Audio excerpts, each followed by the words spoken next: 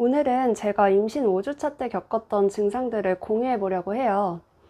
정말 사람마다 증상이 다르다고 느낀 게, 제 주변 친한 언니들에게 물어보면 5주차 때 피로감을 느꼈다는 언니도 있었고, 또 열감을 느꼈다는 언니, 그 다음에 혹은 약한 생리통을 느꼈다는 언니도 있었어요. 저는 5주차 때는 3주차 때와는 다르게 그 쿡쿡 쑤시는 느낌은 거의 없었어요. 그리고 다른 건 평소와 다를 바가 없었습니다. 대신 저의 5주차 때 증상은 비염이었어요. 임신을 하고 면역력이 증가하는 사람이 있는 반면 면역력이 떨어지는 사람들도 있다고 해요. 저 같은 경우는 후자예요. 임신을 하고 나서 면역력이 떨어진 게 느껴집니다.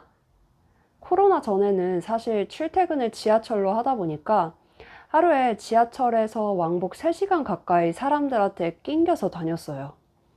옆 사람이 기침해도 피할 수도 없었고, 그러한 환경에 노출되다 보니까 감기에 자주 걸렸었습니다. 그러다가 코로나 기간 동안 마스크를 쓰고 다니니까 3년간 감기에 걸리지 않는 기적을 경험했습니다. 저처럼 감기에 자주 걸리시는 분들은 지하철에서 꼭 마스크 쓰고 다니세요. 확실하게 줄어드는 게 느껴지실 거예요. 저는 원래 비염이 대학생 때부터 있었어요. 그런데 비염 또한 마스크를 쓰고 다니니까 3년간 찾아오지 않더라고요. 하지만 임신 시작과 함께 비염도 찾아왔습니다. 원래 비염이 있었던 사람들은 임신을 하면 비염이 심해지기도 한다고 하더라고요. 맘카페 후기 글에는 임신을 하고 비염을 시작해서 아이를 낳기 전까지 낫지를 않아서 최소 주수만 채우고 아이를 낳았다는 후기도 있어서 저도 비염이 언제 나을까 싶기도 하고, 애를 낳기 전까지 계속 비염과의 전쟁을 치러야 하는 것은 아닌지 걱정이 됐습니다. 저의 걱정과 비례해서 흐르는 콧물로 시작하던 저의 비염은 점점 더 심해지면서 몸도 쑤시고 점점 기침으로 번지고 목도 아파지면서 감기로 넘어가고 있었어요.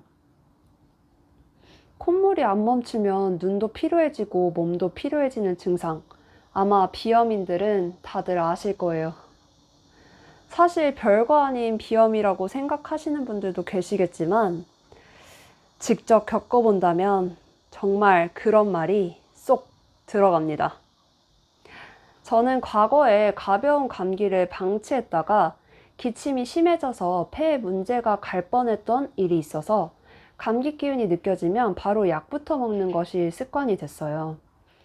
하지만 지금은 임신을 해서 약도 제대로 못 먹는 이 상황이 너무 괴롭더라고요. 이러다 그때처럼 기침이 심해져서 혹시라도 폐에 문제가 생기면 어쩌지?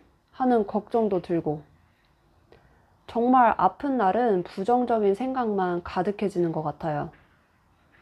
콧물 때문에 눈도 피로해지고 목도 안 좋아지고 일하는데도 지장이 생겨서 참다 결국 산부인과에 가서 약 처방을 받았습니다.